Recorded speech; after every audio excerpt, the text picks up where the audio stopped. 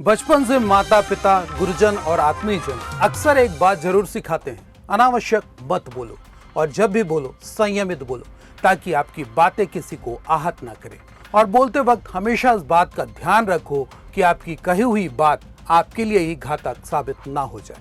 राजनीति में भी यह बात लागू होती है क्योंकि आज वो दौर है जब राजनेता ही सबसे ज्यादा बोलते हैं और तालियों की गड़गड़ाहट सुनकर अपना आपा खो बैठते हैं।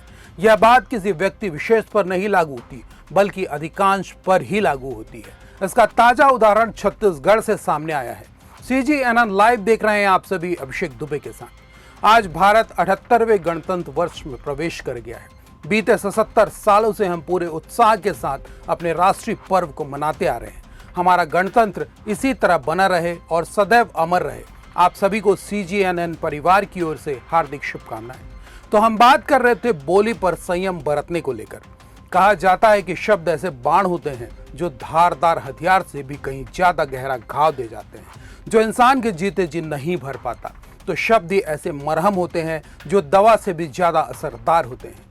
आज हम आपको छत्तीसगढ़ के मंत्री राजेश अग्रवाल को सुनाएंगे जो अपनी कही गई बातों को लेकर ही आलोचना के शिकार हो गए हैं। आलम यह है कि विपक्ष ने मंत्री राजेश अग्रवाल की बातों को घरों घर पहुंचाना शुरू कर दिया है। आखिर क्या है पूरा मसला, आप भी जरूर जानना चाहेंगे तो वीडियो पर अंत तक बने रहिएगा।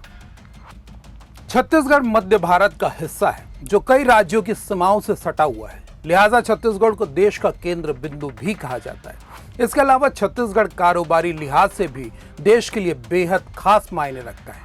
इसकी नैसर्गिकता और प्राकृतिक संपदा छत्तीसगढ़ को और भी ज्यादा महत्व प्रदान करती है। इसके अलावा आध्यात्मिकता भी इस प्रदेश की विरासत है, जिसके चलते धार्मिक प्रचार तंत्र के लिहाज से भी छत्तीसगढ़ को महत्व दिया जाता है। आप हम सभी सालों से देखते आ रहे हैं कि छत्तीसगढ़ में धार्मिक गुरुओं की आमद होते ही रहती है। चारों पीठों के शंकराचार्य को प्रोटोकॉल के तहत सुरक्षा प्रदान करने की परंपरा है, तो अब दूसरे धर्म गुरुओं कथावाचकों को भी विशेष सुरक्षा देने की परंपरा चल पड़ी है। कथावाचकों की मौजूदगी के दौरान कथा स्थल पर उमड़ने वाली भीड़ और भगदड़ की आशंकाओं को देखते हुए प्रशासन और पुलिस सुरक्षा बलों को तैनात करती है ताकि अप्रिय स्थिति को नियंत्रित करने में किसी तरह की परेशानी ना आए। लेकिन मौजूदा समय में भीड़ की सुरक्षा से कहीं ज्यादा फोकस कथावाचकों पर होने लगा है। बाहर से आने वाले कथावाचकों की सुरक्षा के प्रति सुरक्षा व्यवस्था को ज्यादा मजबूत करना पुलिस की मजबूरी हो चुकी है और यह हकीकत भी है कि यदि सुरक्षा नहीं दी जाएगी तो क्लेश की स्थिति बनने में भी वक्त नहीं लगेगा। और यह केवल बाहर से आए कथावाचकों या धर्म गुरुओं के लिए मात्र नहीं बल्कि स्थानीय प्रतिष्ठित कथावाचकों के लिहाज से भी आवश्यक हो गया है। छत्तीसगढ़ के प्रसिद्ध कथावाचक पंडित युवराज पांडे ने इसी बात को लेकर नाराजगी जाहिर की थी। उन्होंने कहा कि उनकी कथा के आयोजन के दौरान भी सुरक्षा के लिहाज से पुलिस बल की तैनाती की मांग रखी गई थी, लेकिन उनकी मांग को नजरअंदाज कर दिया गया, जबकि पड़ोसी राज्यों या देश के दूसरे हिस्सों से आने वाले कथावाचकों के लिए पूरी ताकत झोंक दी जाती है।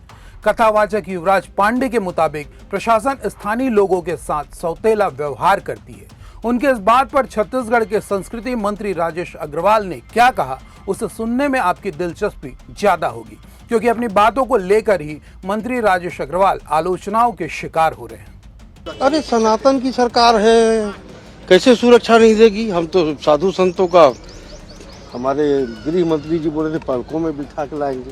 कौन साधु संत है जिनको हम तो डाकुओं को सुरक्षित देते हैं? तो साधु संत है इनको तो। भाजपा के कार्यकर्ता हों या फिर नेता या मंत्री, उन्हें संयमित भाषा और शब्दों का प्रयोग करने की विशेष ट्रेनिंग दी जाती है ताकि किसी भी बयान को लेकर अनावश्यक आलोचना का कारण न बने। लेकिन मंत्री राजेश अग्रवाल अपनी बातों को लेकर विपक्ष के निशाने पर आ चुके हैं और विपक्ष उनके इस बयान को भुनाने के लिए पूरी तरह तैयार है।